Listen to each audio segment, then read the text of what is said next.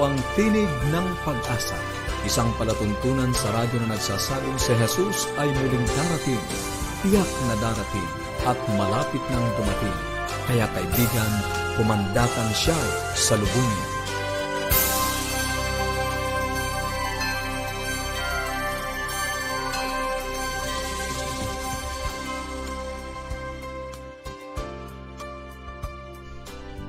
Maligaya at puno ng pag-asang pakikinig mga kaibigan. Ako pa rin po ang inyong lingkod, Lou de los Reyes, ang inyong kasama dito sa Tinig ng Pag-asa. Magsama-sama po tayong muli sa isang oras ng talakayan tungkol sa pagpapanatiling matatag ng ating relasyon sa ating tahanan, pagpapabuti ng ating kalusugan at pagtuklas ng pag-asang nagmumula sa salita ng Diyos. Mga kaibigan, happy preparation day po sa inyong lahat.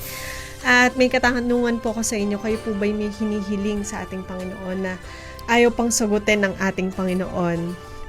Lagi po nating isipin na naririnig niya tayo. Kailangan lang po natin maging patient and magtiwala po tayo sa ating Panginoon dahil alam po niya kung ano yung pinakamabuti para sa ating lahat. Lagi po nating tandaan, Proverbs 3 verse 5, Trust in the Lord with all your heart and lean not on your own understanding. Patuloy po tayo.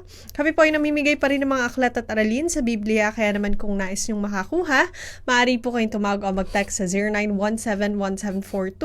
0917-1742-777. Inuulit ko po, 0917-1742-777. O kaya naman sa 0968-8536-607. 0968-8536-607. At para naman po sa ating toll-free number, dahil lamang po ang 1-800-132-20196. 1-800-132-20196. At para naman po sa ating Facebook page, maaari po kayo magpadala ng inyong mga pagbati at komento. Tumungo lamang po sa facebook.com/AWR Luzon, Philippines o magpadala ng email sa connect@adventist.ph. Kung nagnanais naman po kayong makakuha ng ating readily available na Bible Study Guide, maaari po kayo magtungo sa bibleschools.com/Central Luzon.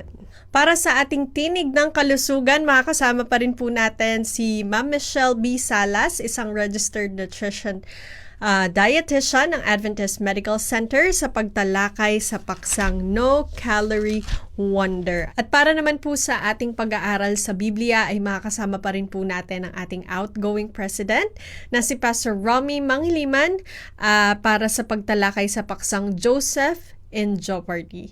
Ibigay po natin ang panahon kay Ma'am Michelle para sa Tinig ng Kalusugan. Isang maligayang pagbati po muli sa ating lahat. Nagbabalik po tayo sa ating napakagandang talakayan, lalong higit sa ating pangkalusugan. Welcome ko po ang bawat isa dito po sa ating programa, Tinig ng Pag-asa. Ito po ay handog sa inyo ng Adventist World Radio. Napakaganda po ng ating paksa ngayon dahil ito po ay hindi natin pwedeng maipagsawalang bahala. Ito po ay parte ng ating buhay o ng ating tinatawag na nating lifestyle.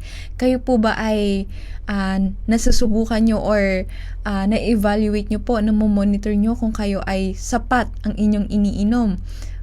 Madalas po nating naririnig na yung ating pag-inom, lalong higit ng tubig, ay napakahalaga. Pero bakit nga po ba natin ito sinasabing mahalaga? Ano po yung pwedeng maidulot nito? At ano po yung mga benepisyo na pwede nating makuha kapag sapat ang ating mga iniinom? At bakit ito tinatawag na no calorie wonder? Totoo po yan mga kaibigan at mga kapatid. Dahil alam niyo po ba, sa panahon po natin ngayon, marami na pong lumalaganap o iba't iba ng klase yung kumbaga nauuso, yung trending na tinatawag. Lalong higit kung kayo ay familiar sa tinatawag na inuming milk tea. Ayan yung mga kape, yan yung mga flavored drinks, iba't ibang klase na mga kulay ng mga inumin na alam din po natin tayo mismo ay minsan hindi talaga mawala sa ating panlasa. Hinahanap-hanap. Pero totoo po ba? O dapat nga po bang ipagpatuloy natin ang pag-inom ng mga inuming ito? Ayan po yung ating malalaman din. Kayo po ba ay nakaranas na din na halimbawa, kayo ay may mga hugasin sa inyong tahanan. Kayo po ay maghuhugas gamit ang isang baso ng tubig. Ano pong pakiramdam? Hindi po ba parang napaka-imposibleng mangyari ito? Papaano na sa pagtanggal pa lamang ng dumi ng nasa mga plato, nasa mga kutsara, nasa baso, ay hindi magagamit yung isang baso ng tubig. Papaano pa sa sabon, sa pagbanlaw. So ito po ay isang ilustrasyon sa kung papaano din natin binibigyan o ng dami o yung pag-inom po natin ng tubig sa ating katawan. Tinatawag nga po natin kung meron po tayong pagligo, no? Yun po yung tubig ginagamit natin sa pagtanggal ng dumi sa ating external o panlabas po ng mga dumi sa ating katawan, ay ganun din po siyang nangyayari sa ating loob na ating katawan. Kaya every time po sa tuwing tayo ay umiinom ng mga tubig sa ating katawan, ay nagkakaroon po tayo ng internal shower naman o yung pagligo sa loob ng ating katawan. Basically po, ang tubig, ginagamit po yan para ma-flush yung mga toxin sa ating mga katawan, maalis yung mga dumi sa ating mga katawan. At alam niyo po ba, yung pag-inom po natin, kanina binanggit ko yung mga inumin na talagang napakasarap, sobrang tamis, malamig. Ito pong mga inuming ito, aside sa maaaring pwede niyang kapahamakan na maidulot kapag patuloy po nating iniinom ito, lalong higit, alam niyo po ba, sa mga hindi pa po nakakaalam, ito po ay sobra-sobra o napakataas po talaga sa calories. Lalong higit sa sino bang mahilig sa atin ng uminom ng soft drinks or ng soda, no? Ilang mga cups or ilang tablespoon ng sugar ang mayroon po nito, na alam po natin ay pwede magdulot ng kapahamakan sa ating katawan. Kaya yung iba, mas prone magkaroon ng diabetes, at yung iba po ay pwede magdulot pa ng ibang mga sakit. At alam niyo po ba, pag inadequate o hindi po sapat yung tubig na iniinom po natin, at kung minsan lamang tayo umiinom o umiinom nga tayo madalas, pero kung may mga makulay naman o aside sa tubig, ay talagang sobrang kapahamakan po yan. At alam po natin na unti-unti pong dinedeprive natin ng sustansya o ng dapat na kinakailangan yung ating katawan. Sabi nga po sa 1 Corinthians 10:31, kasama binanggit po doon, therefore whether you eat or drink or whatsoever you do it all for the glory of God. So dapat po yung pag-inom din natin, gino-glorify po, niluluwalhati din natin yung ating Panginoon. So bakit nga po ba importante yung tubig? Alam niyo po, yung ating katawan ay binubuo po ito ng 70-60% na porsyento po ay tubig po yan. Imagine niyo na lang kung hindi sapat na tubig yung binibigay po natin sa ating katawan. Yung ating utak po, 85% po ay binubuo po ng water.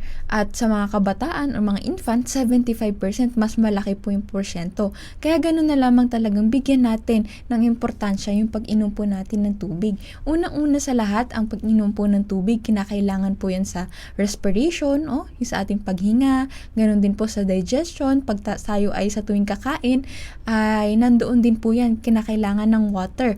Saliva, yan, sa ating mga laway, sa ating luha, yan po ay binubuo na ating tubig. Yung ating pong temperatura sa ating pangangatawan, para po yan talagang ma-maintain yung sapat o tamang temperatura, kailangan din po ng sapat na tubig. Ganun din po yung flexibility natin, yung mga muscles natin. Ganun na lamang. So ano po yung sources ng ating tubig? Aside syempre po sa tubig mismo, yung drinking water po natin, ay pwede din po natin itong makuha sa ating mga kinakain, no? Halimbawa, ano bang matubig na pagkain? Andyan po yung mga prutas, like yung ating pong pakwan. Sino pong mahilig dito sa pakwan? Malaking porsyento po ng pakwan ay malaki po yung water content niyan. Apple, ito po mga to. Yung cucumber po natin. Ayan. So, minsan, hinahalo po natin sa ating tubig yan.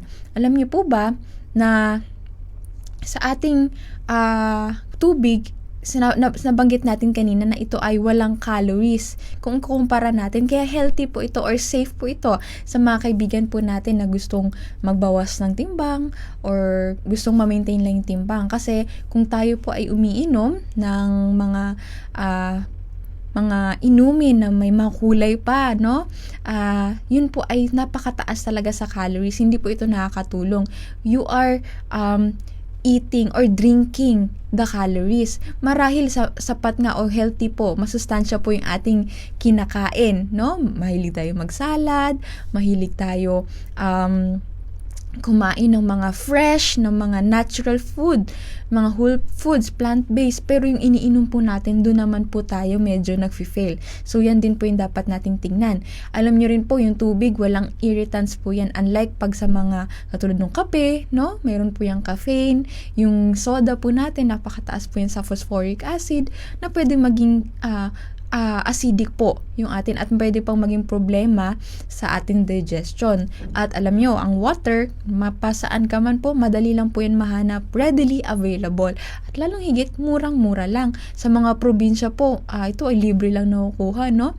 Ayan po. So, ano na lang, no? Yung hindi natin may tatanggi, yung napakagandang benepisyo na pwede nating makuha sa tubig. At alam niyo po ba, may normal na nawawala sa atin sa buong maghapon, sa hindi lang pala sa pag-ihi, no? Ganun din po pag tayo ay pinapawisan, nagsisikret po, naglalabas ito ng water sa ating katawan. Tayo ay humihinga, no? Nagkakaroon ng evaporation. Ayan din po yung kidney natin, yung bowel po natin, yung digestion, gumagamit po yun ng water. Ayan po. So, dapat nating tandaan, ano ba yung mga senyales pag tayo ay dehydrated na? Alam niyo po mga kaibigan, kapag kayo ay nakaranas o naramdaman nyo na kayo ay nauuhaw na, kayo po ay dehydrated na. Kaya ito po ay nangahulugan na hindi na po natin hihintayin na tayo ay mauhaw pa bago tayo uminom ng tubig. Okay po, aside from this, masasabi din po natin na tayo ay dehydrated na base po sa kulay ng ating ihi. Kaya minsan pag tayo ay iihi, sobrang dilaw, sobrang dark, at maaaring pwede pa itong mag-lead sa iba pang complication pagdating po sa ating pag-ihi. Okay po, tandaan po natin, iba pa yung iba nakakaranas ng pagsakit ng ulo, yung iba constipation, lalong higit, nabanggit po natin yung pagkain ng mga fiber, dapat po ay sinasabayan ito ng tubig. Dahil kung hindi, marahil kayo po ay magiging constipated. Hirap kayo sa inyong pagdumi, iiri kayo, so kailangan po ng tubig yan. Fatigue, mabilis kayong mapagod, at minsan pa, yung kulay po, o yung anyo pong mga balat, ay nagdadry, nanunuyo, na talagang alam nyo na dehydrated na po kayo. So, ang tanong po dito ngayon, gaano nga po ba karaming tubig yung kailangan na inumin? Ayan po. Marami naririnig na natin 8 glasses ng tubig, no? 8 baso ng tubig kada araw. Pero papaanong sukat ng baso? Mamaya kakarampot lamang, napakaliit lamang po. So dapat siguraduhin po natin, mas magandang tingnan na tayo ay may 1.5 hanggang 2 litro po ng tubig. Yun po yung pinaka-ideal. Meron nga pong sinasabi dito na 5 glasses daw po, marahil 250 ml yung isang baso. 5 glasses to stay alive, no? Para ikaw ay mabuhay lang. Sige, uminom ka ng 5 basong tubig. Pero kung kayo ay gusto mo, you feel great, mas maganda yung pakiramdam mo, 8 glasses, 8 baso po. At kung kayo naman ay gusto nyo mag-rejuvenate talaga, yung hindi lang yung just enough, pero to replenish talaga, malinis talaga yung pangatawan, at nakikita natin very sapat po yung ating iniinom. At least you drink 10 glasses, o yung gusto nga po natin 2 liters o 2 litro po ng tubig. So, paano po natin ito gawin? Maarami pong mga tips, mga technique. Yung iba po ang ginagawa, nagkakaroon ng, lalo na nga sa panahon ngayon, na halos karamihan o lahat sa atin, meron na pong cellphone, smartphones. Ayan, gamitin po natin, i-maximize po natin sa paggamit po nating alarm clock. Ayan, para ibig sabihin nito, kailangan mo nang uminom. Yung iba, kada oras ginagawa po ito. So, at least pagkagising nyo po, isang magandang technique, uminom na po tayo ng 2 basong tubig pagkagising lamang o sa umaga. Ayan po, at aside from this, ang gawin po natin, magandang prinsipyo po na atin pong i-apply, hintayin po natin yung 2 hours after meal, or at least 30 minutes to 2 hours after meal, ay saka lamang po tayo iinom. Bago ko po makalimutan banggitin, dapat din po ay hindi natin sinasabay yung pag-inom ng tubig sa tuwing tayo ay nagkakaroon ng digestion, lalong higit pag during mealtime, almusal, tanghalian, hapunan, sapagkat ay naaabala niya po yung dapat na secretion o paglabas ng mga acid sa ating katawan dahil nagiging na normalize or nalalabanan po itong ating acid sa ating katawan. So dapat po panatilihin natin na 30 minutes before at 30 minutes pagkatapos natin ng ating meal. Ayan po. So pwede pala siya na instead po sa pag-inom po natin o pagkakaroon ng snacks, pwede palang tubig din yung ating inumin. Ayan po. So napakadaming benepisyo po yung ating tubig sa ating katawan. So ano po ba? Dapat po ba mainit? Dapat po ba malamig? Ano po ba yung temperatura ng tubig na dapat nating inumin? At saan ba dapat magandang source ng ating tubig? Mapa-bottled man yan or mapatap, as long as alamin po natin na safe, lalong higit kung tap water yan, dapat po ba ito ay nasuri po ba ito? Na talagang yung bacteria po kasi tinitingnan natin na pwede pong mag-lead o maging dahilan na pagkakaroon ng LBM, pagsakit po ng tiyan. Ayan po, pag-acquire po ng mga bacteria, yun po yung gusto natin maiwasan. At mas maganda po, talagang yung normal temperature niya lamang po or yung ating room temperature na tinatawag, sapagkat yung ating katawan ay may temperatura po yan pagdating po sa loob ng ating katawan. Kung tayo po iinom ng sobrang init, kung tayo po iinom ng sobrang lamig, kailangan niya po pong mag-adjust para po ma-normalize o ma-adapt niya po yung dapat na temperatura sa ating katawan. So binabagong another burden po no na ginagawa pag-function na ating katawan. So nagiging pabigat po pala ang mga ito. So tandaan po natin yung pag-inom ng tubig, hindi po kailangan na hintayin na tayo ay mauhaw. Tayo po ay gawin po natin ang lahat na i-remind po natin, i-monitor po natin yung ating mga sarili na nakukuha po natin yung enough na tubig. Kanya-kanyang technique po yan. Yung iba, mayroon pong container ng tubigan at halimbawa 1 litro. Dapat ang goal natin sa isang araw, makadalawang refill po tayo ng ating inumin o ng ating lagayan para masigurado po natin na yung ating iniinom ay sapat po talaga. So napakadami po na pwedeng maiwas din natin mga sakit pag tayo ay may enough na tubig. Lalo na sa panahon natin ngayon, marami po ang nagkakaroon ng UTI. Ayan po, isa po sa makadahilanan ay hindi rin po sapat yung tubig na iniinom po natin. Sabi po sa Revelation 22:17, tandaan po natin, napakaganda po ng mensaheng ito, binigay sa atin nating Panginoon. Come and let him who thirst come. Lumapit daw po. And whoever desires, let him take the water of life freely. Ay tubig po na buhay, no calorie wonder nga po talagang i-consider natin. Ito po ay binigay ng libre at masagana sa atin. So, ngawa po kayo ay natuto at napaalalahanan kung gaano kahalaga ang tubig. Uminom po tayo at i-maximize po natin ito. Ayan po, sundan po natin ang ating mga susunod pang paksa. Abangan po natin at ipagpapatuloy po natin ito sa susunod. Maraming salamat po. Maraming salamat po, Ma'am Michelle. Naku mga kaibigan, napakahalaga po talaga ng tubig sa ating mga katawan. Bukod sa ito po ay naka-flush out ng toxins, ay meron pa itong secret na nagagawa. Ito daw po ay nakakabata. Kaya I hope kayo po ay na-inspire na mas uminom ng mas maraming tubig. Mas maraming tubig, the better. Ayan. Kung kayo po ay may mga katanungan tungkol sa ating naging paksa, maaari po kayong tumawag o mag-text sa 0917-1742-777. Inuulit ko po, 0917-1742-777. O kaya naman sa 0968-8536-607. 0968-8536-607. At para naman po sa ating toll-free number, dahil lamang po ang 1-800-132-20196. 1-800-132-20196. At para naman po sa ating Facebook page, maaari po kayong magpadala ng inyong mga reflections, mga experiences na gusto nyo pong i-share with water, kung ano po yung mga effects sa inyo, yung mga positive effects sa inyo ng pag-inom nyo ng tubig sa ating Facebook page. Magtungo lamang po sa facebook.com/AWR Luzon, Philippines o magpadala ng email sa connectedadventist.ph. Mga kaibigan, sa pagkakataong ito, tayo po muna ay makakarinig ng isang awitin.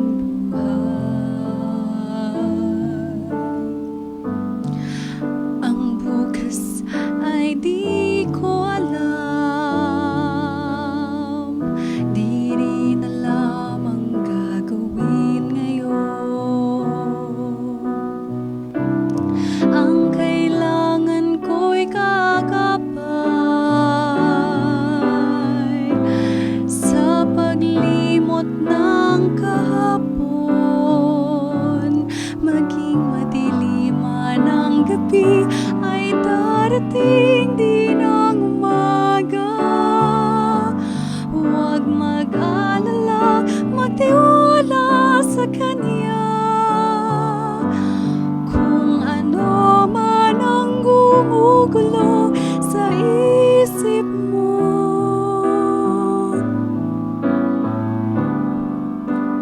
ang Diyos lang ang tanging sandigan mo.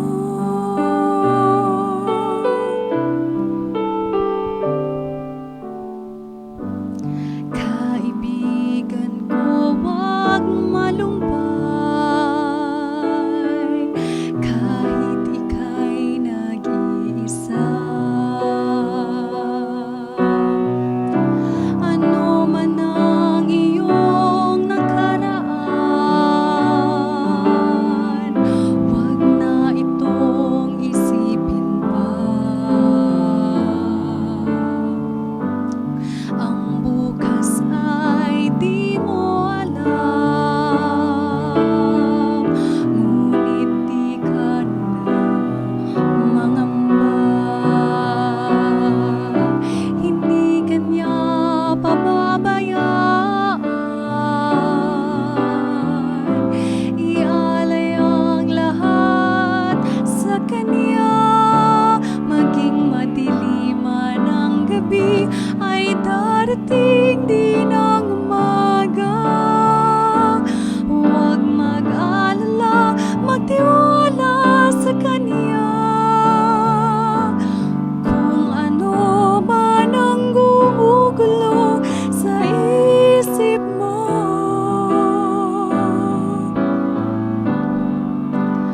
ang Diyos lang ang tanging sandigan mo. Maging madiliman ang gabi, ay darating din ang umaga. Huwag mag-alala, magtiwala sa Kanya. Kung ano man ang gumugulo sa isip mo,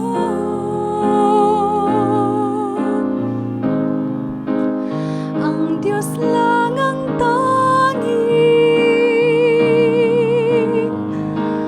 ang Diyos lang ang tanging, ang Diyos lang ang tanging sandigan mo.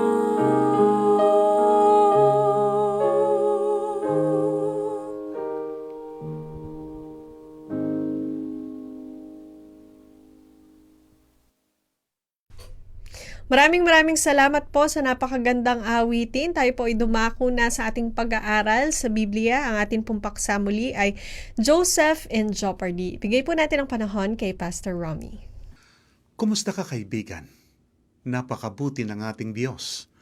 Ano pat sa araw-araw Kanyang pinaparanas ang Kanyang dakilang pag-ibig, ang Kanyang maraming pagpapala. Muli, narito ang iyong kaibigan sa teleradyo, Pastor Romeo Mangiliman, na nagsasabing, napakabuti ng Diyos, kaibigan. Patuloy tayo sa ating pag-aaral ng salita ng ating Panginoon. Subalit bago tayo dadako sa ating pag-aaral, meron po akong kahilingan sa inyo. Mari po ba kung kayo'y nakasumpong ng pagpapala at ang inyong pananampalataya sa ating Panginoon ay lumago, mari po ba ninyong ipagkaloob din sa iba, ibalita sa iba ang ating programang ito? Marami pong salamat. Patuloy tayo ngayon sa ating pag-aaral ng salita ng ating Panginoon, at ang ating bibigyan ng pansin ngayon ay si Joseph, si Jose, na anak ni Jacob kay Raquel, at isa sa anak ni Raquel, ang kanyang kapatid ay si Benjamin, at ang kanyang nanay na si Raquel ay namatay sa panganganak nung pinanganak si Benjamin. Sa kanyang paglaki, nalagay sa panganib ang kanyang buhay. Subalit, ang sinasabi ng ating Biblia, ang Diyos ay sumasa kanya.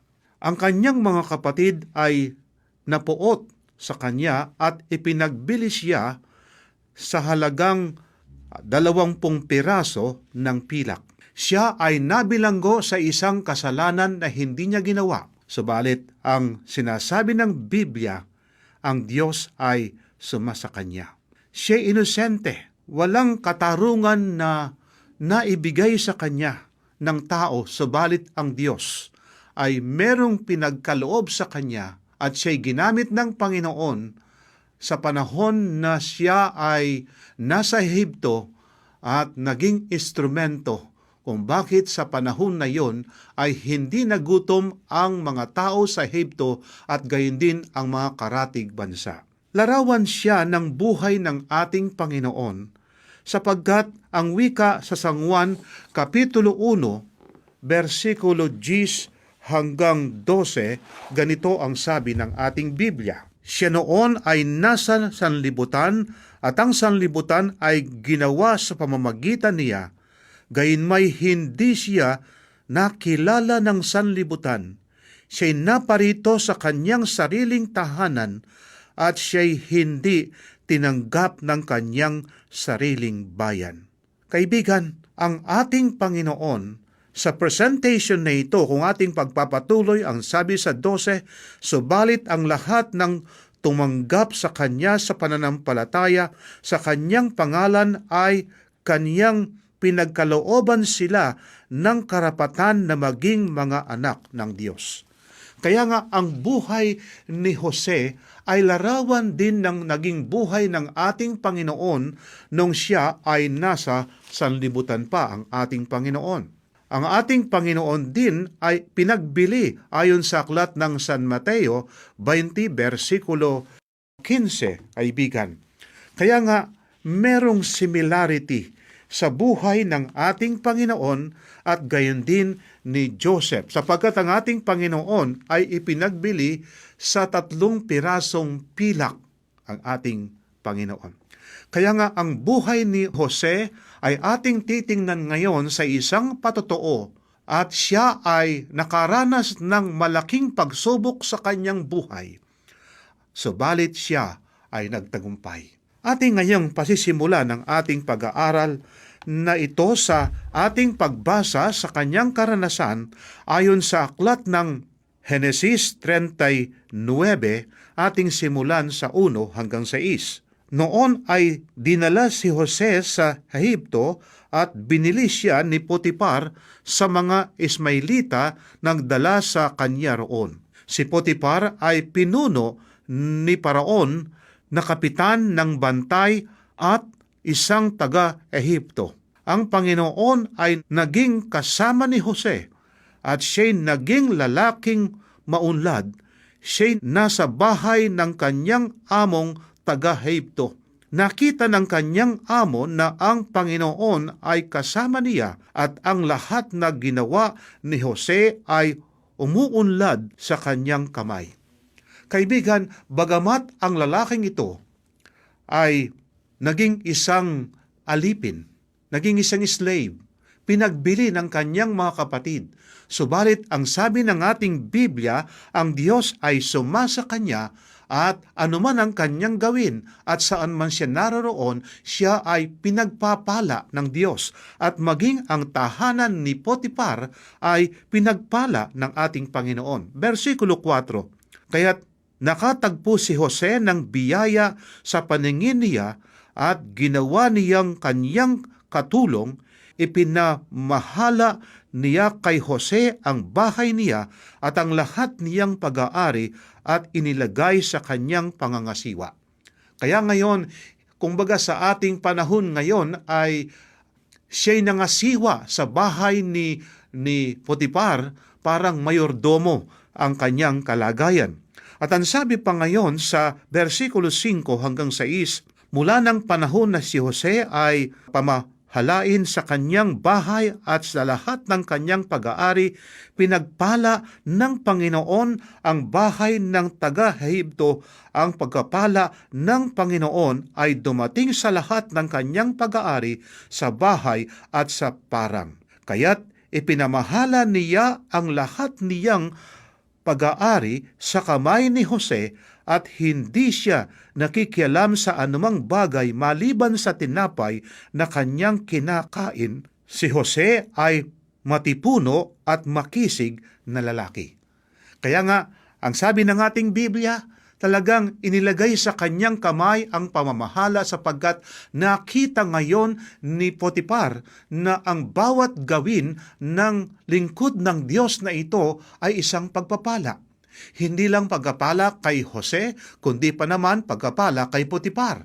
Kaya nga, sa kanya ngayong pangangasiwa ay lalong pinagpapala ang lalaking ito na taga-Ehipto sa pamagitan ni Jose. Kaibigan, isang malaking pagpapala kung ang ating buhay kapag ka nakita ng mga tao ang Diyos ay sumasa atin.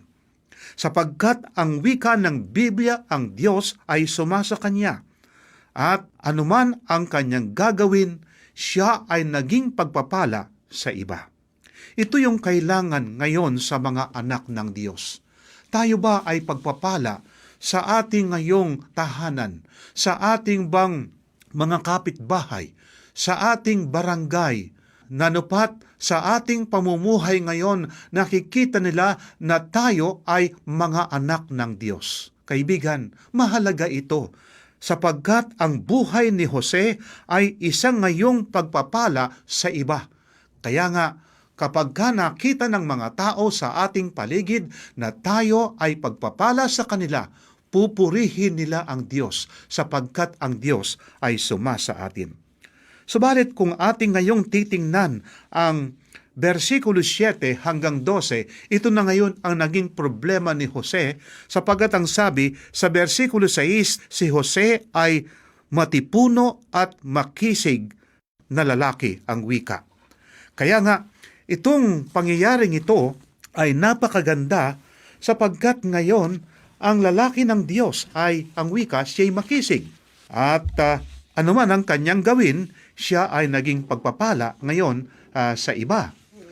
At ngayon ito ang sabi ng Kapitulo 39, versikulo 7 hanggang 12. Pagkatapos ng mga bagay na ito, tinitigan ni Jose ng asawa ng kanyang Panginoon at sinabi, "Sipingan mo ako." Ito ngayon, kaibigan, ang isang naging temptasyon o isang pagsubok sa kanyang buhay, isang tukso. Sapagkat ang wika, pagkatapos ng mga bagay na ito, tinitigan si Jose ng asawa ng kanyang Panginoon at sinabi, "Sipingan mo ako." Sapagkat ang sabi sa versikulo 6, si Jose ay matipuno at makisig na lalaki. Versikulo 8, subalit siya'y tumingin at sinabi niya sa asawa ng kanyang Panginoon, "Tingnan mo, ang aking Panginoon ay hindi nakikialam sa akin tungkol sa anumang bagay na nasa bahay, at lahat ng kanyang pag-aari ay ipinamahala sa akin.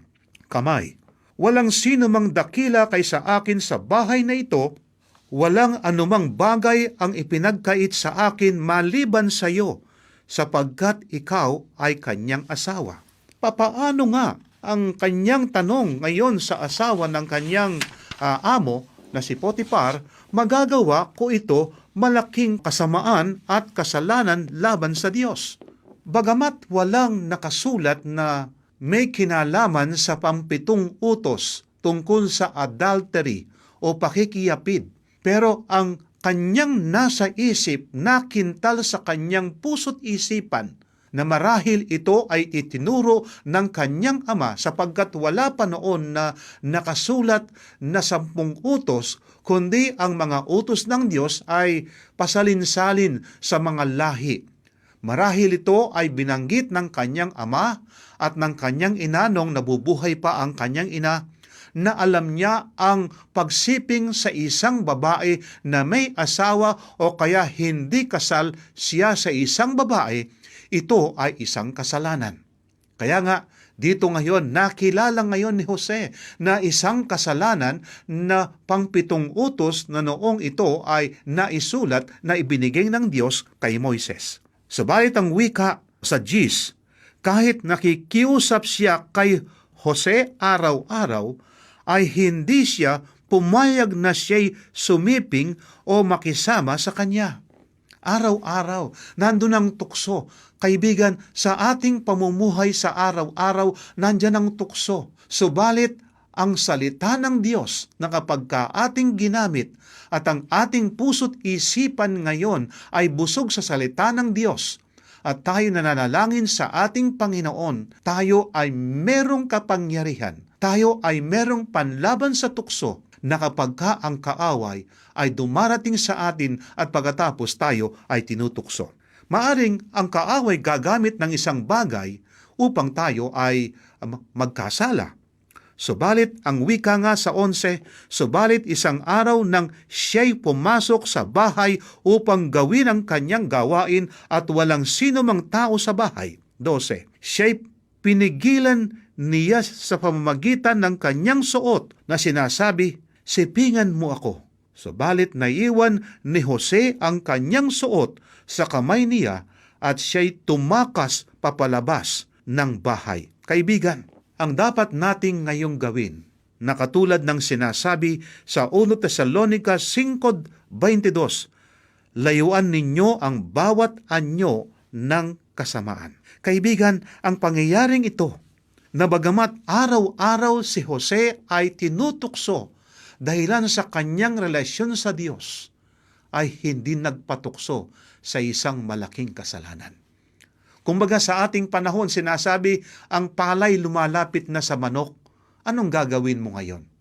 Kaibigan, ito ay isang malaking leksyon sa bawat sa atin, na bagamat ang tukso ay lumalapit sa atin, ang dapat nating ngayong gawin sa tulong at kapangyarihan ng Diyos, sabihin natin, get me behind me, Satan.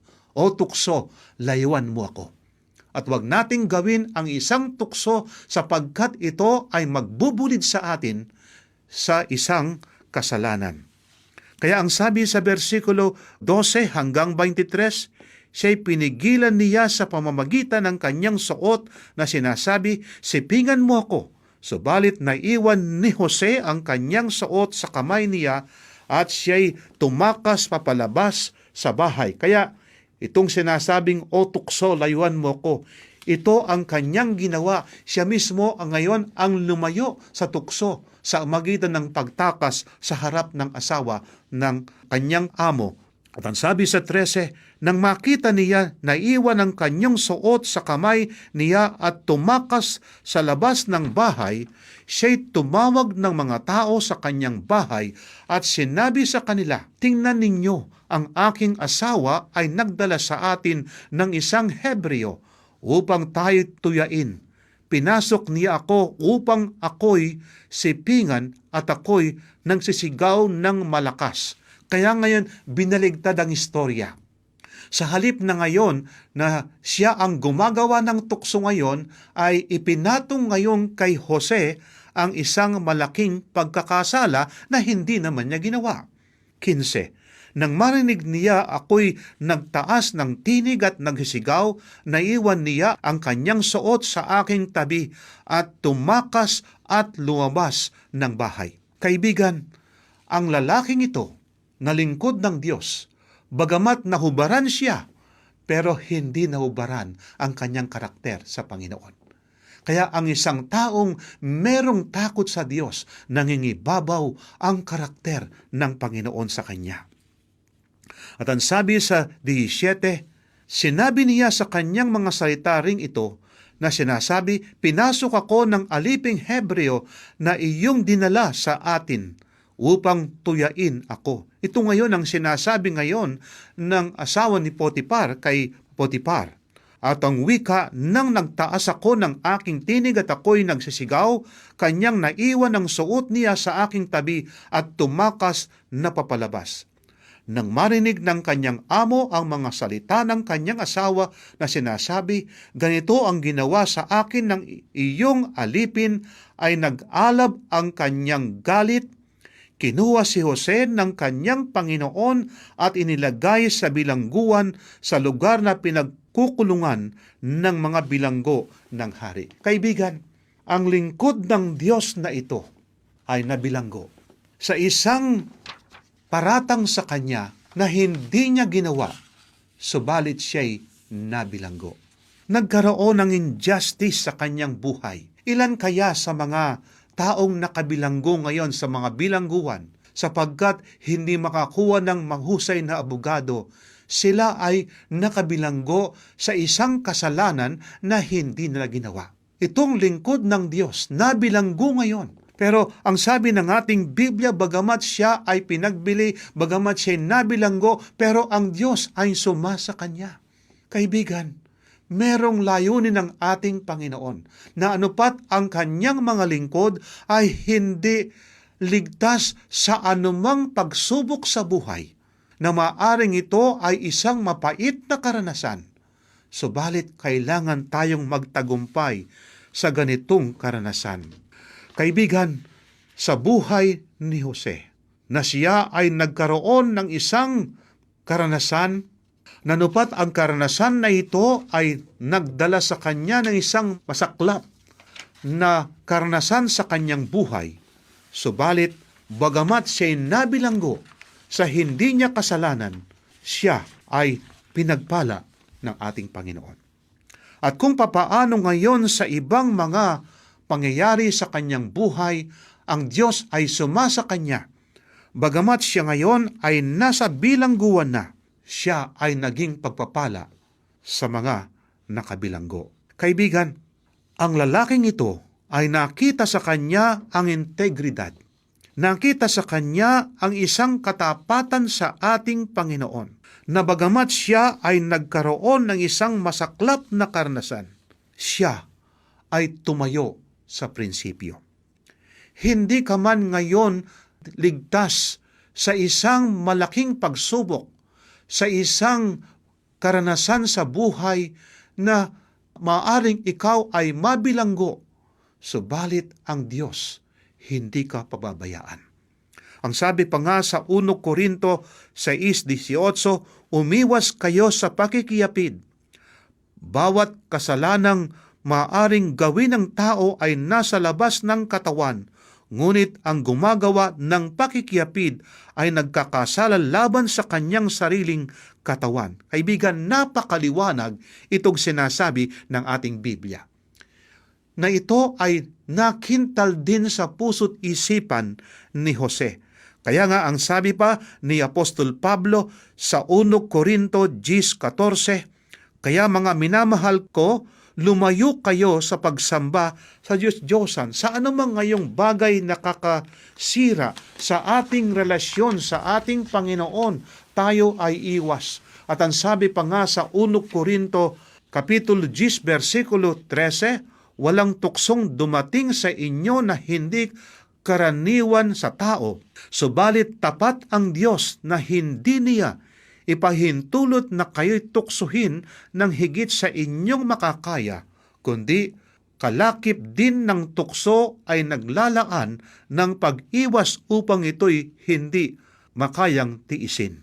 Ang wika na ang tuksong lumalapit sa atin, na kapag tayo ay tumayo sa prinsipyo, kaibigan, na tayo ngayon ay tutulungan ng ating Panginoon. Kaya ang sabi, kundi kalakip din ng tukso ay naglalaan ng pag-iwas upang ito'y inyong makayanang tiisin.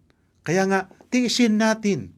Ano man ang lumalapit ngayon sa ating buhay na katulad ng lalaking ito, kaibigan, siya ay nagtagumpay. Ano kaya? Wala namang nakakita maliban ng Diyos. At gayon din, yung asawa ni Potifar at saka siya, ginawa niya yung tuksong yon. Kaibigan, siya ay mananatili na bilang isang slave. At marahil siya ay hindi binigyan ng Diyos ng isang karanasan na kung papaano siya makaiwas at makaalis sa ganong klaseng buhay. Tandaan natin, ang anak ng Diyos ay hindi ligtas sa anumang pagsubok. Bagamat siya ngayon ay ipinagbili ng kanyang mga kapatid at siya ay nakaranas ng isang pagsubok sa buhay, isang tukso, nagtagumpay siya'y nabilanggo, pero ang sabi ng Biblia, ang Diyos ay sumasa kanya. At sa bandang huli, siya ngayon ay naging pangalawang namuno sa Egypt noong kapanahunan na yon, sapagkat ang hari na si Faraon ay meron siyang panaginip at walang sino man maaring magbigay ng paliwanag kundi si Jose na ibinigay ng Diyos sa kanya ang karunungan. At siya ngayon ay naging pangalawang namuno sa bansang Ehipto noong panahon na yon. At kaibigan, noong ang kanyang mga kapatid ngayon ay bumili ng trigo, ang nangyari ngayon, ayon sa ating Biblia, sa Henesis pa rin na binabanggit sa Kapitulo 45, 4 hanggang 5, ganito ang ating mababasa. Na noong bumibili ngayon ng trigo ang kanyang mga kapatid at pagkatapos ngayon, to cut the story short, ang wika sa 45, kaya't sinabi ni Jose sa kanyang mga kapatid, lumapit kayo sa akin. At sila'y lumapit at kanyang sinabi, ako'y si Jose ng inyong kapatid na inyong ipinagbili upang dalhin sa Ehipto. Ngayon huwag kayong magdalamhati o magalit sa inyong mga sarili sapagkat ako'y ipinagbili ninyo rito sapagkat sinugo ako ng Diyos na una sa inyo upang magligtas ng buhay. Kaibigan, yung pagkapunta ngayon sa Egypt, sa halip na siya maghiganti sa kanyang mga kapatid, nakita niya ngayon, siya ay pinapunta ng Diyos sa Egypt upang magligtas ng buhay, na anupat yung kanyang masaklap na karanasan ay hindi ngayon pinansin ng lalaking ito, ang kanyang pinansin ngayon ang ginawa ng Diyos upang magligtas ng buhay. Na katulad ng ating Panginoon, bagamat siya naghirap, kaibigan, na ipako sa krus at namatay sa krus upang siya magligtas ng buhay, upang tayo ay magkaroon ng buhay na walang hanggan. Kaya merong comparison ngayon sa buhay ni Jose. Nakita sa kanya ang larawan ng buhay ng Diyos na kanyang pinaglilingkuran. Kaibigan, makikita ba sa iyong buhay ang larawan ng ating Panginoon na ipinako sa krus, subalit nagtagumpay laban ngayon sa kamatayan, nabuhay siya para sa iyo at para sa akin? Kaibigan, handa ka bang tanggapin ang ating Panginoon? Handa ka bang magpasakop sa Kanya? Bagamat tayo ay merong mga karanasan na masaklap sa ating buhay, ang Diyos ay may panukala sa iyo. Tandaan natin, kaibigan, ang ating buhay sa mundong ito ay hindi palaging makulimlim, kundi may kaligtasan na pinagkakalob ng Diyos sa atin. Nais kong basahin ang banal na kasulatan sa aklat ng Pilipos 4:6 at 7. Huwag kayong mabalisa sa anumang bagay, kundi sa lahat ng mga bagay sa pamamagitan ng panalangin at pagsamo na may pagkapasalamat ay ipaalam ninyo ang inyong mga kahilingan sa Diyos, at ang kapayapaan ng Diyos na hindi maabot ng pag-iisip ang mag-iingat ng inyong mga puso at pag-iisip kay Kristo Jesus. Tayo ay manalangin. Dakila at aming Diyos na tagapagligtas, aming manalalang, marami pong salamat sa leksyon sa buhay ng inyong lingkod na si Jose, na kung papaano siya ay ipinagbili ng kanyang mga kapatid at nabilanggo sa hindi kasalanan. Hindi man nagkaroon ng paghihiganti sa kanyang mga kapatid. Mahayag nawa sa amin, O Diyos, na bagamat kami ay merong masaklap na karanasan, subalit walang paghihiganti. Na katulad ng panalangin ng aming Panginoon sa krus ng Kalbaryo, Ama, patawarin mo sila sapagkat hindi nalalaman ang kanilang ginagawa. Yun nawa ang aming magdadamdamin. Marami pong salamat sa inyong pagbigay ng katugunan sa aming panalangin, sa pangalan po ng aming Panginoong Jesus. Amen. Kaibigan, napakabuti ng ating Panginoon. Pagpalaing ka nawa ng ating Diyos. Maraming salamat po, Pastor Romy. Mga kaibigan, napakagandang reminder po nito sa bawat isa sa atin na kahit gaano pa po kalungkot o kasalimuot yung mga pinagdaanan po natin or pinagdadaanan natin ngayon, nawa po ay makita sa atin yung larawan ni Jesus sapagkat may panukala po siya para sa atin. Hindi po forever na malungkot na lang or gloomy yung mga buhay natin. Darating din po ang oras na po, mga kaibigan, magiging okay ang lahat. Ang sabi nga po, everything is beautiful. He made everything beautiful in its time. Kung kayo po ay may mga katanungan ukol sa ating napag-aralan, maaari po kayong tumawag o mag-text sa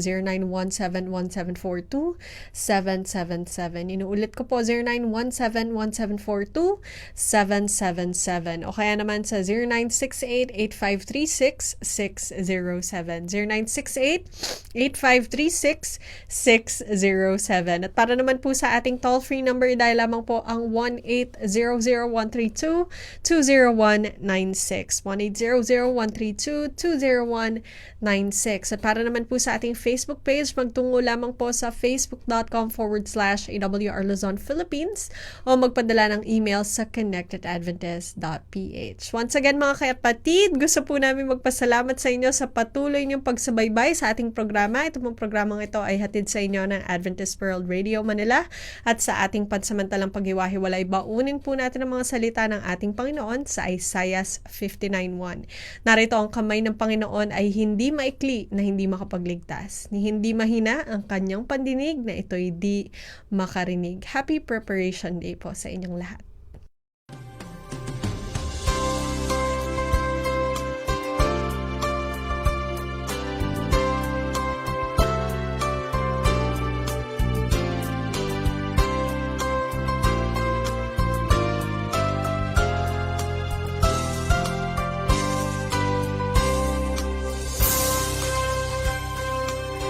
Ito ang Tinig ng Pag-asa, isang palatuntunan sa radyo na nagsasabing si Jesus ay muling darating, tiyak na darating, at malapit nang dumating.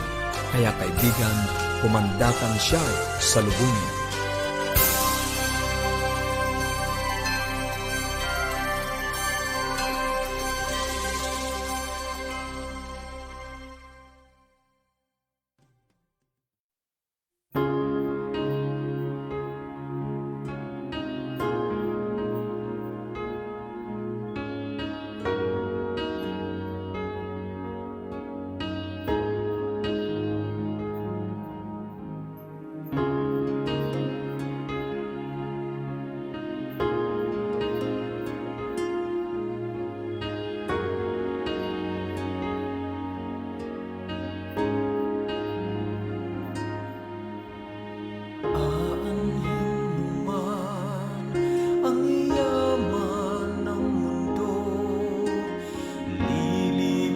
lamang ang lahat ng mga ito. Ngunit mayroong kayamanang hindi kumukupas. Siya'y si Jesus na walang katulad.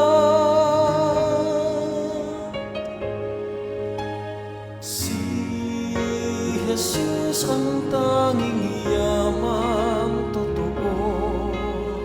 Siya'y higit pa sa kayamanan ng mundo. Wala ka nang hahanapin sa Kanya kung ika'y lubos na magtiwala.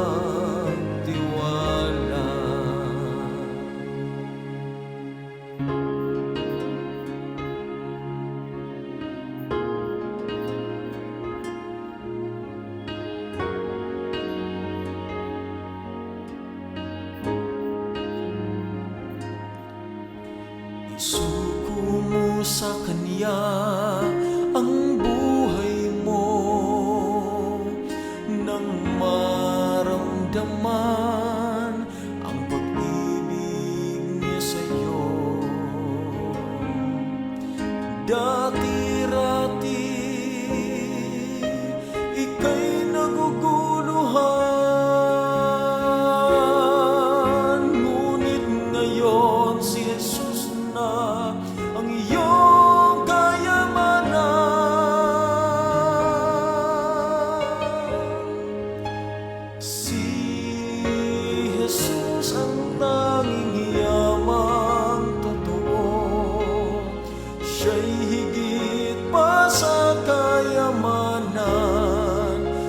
mundo. Wala ka nang hahanapin sa kanya kung ika'y lubos na magtiwala. Si Jesus ang tanging yamang totoo, siya'y higit pa sa kayamanan ng mundo. Wala ka nang hahanapin sa kanya kung ika'y lubos na magtiwala. Kung ika'y lubos na magtiwala.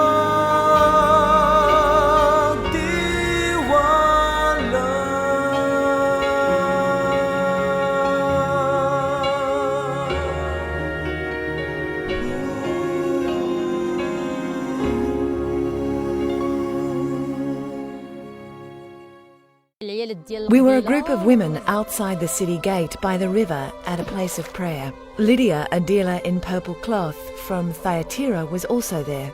2 men came along and started to speak to us and asked to join us in prayer.